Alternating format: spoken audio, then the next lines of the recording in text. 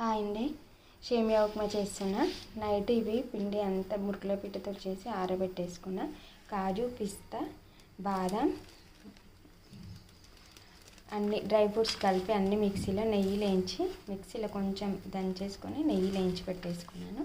1 kilo చక్కెర, నెయ్యి, ఒక బౌల్లో వాటర్ పోసుకొని వాటర్ మంచిగా మసిలినాక వేసేసుకోవాలి.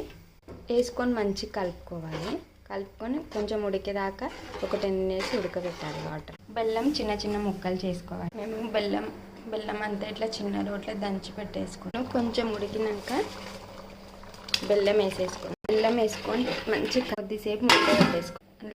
మైదా పిండి కొంచెం పెట్టేసుకోవాలి, మంచిగా కలుపుకోవాలి.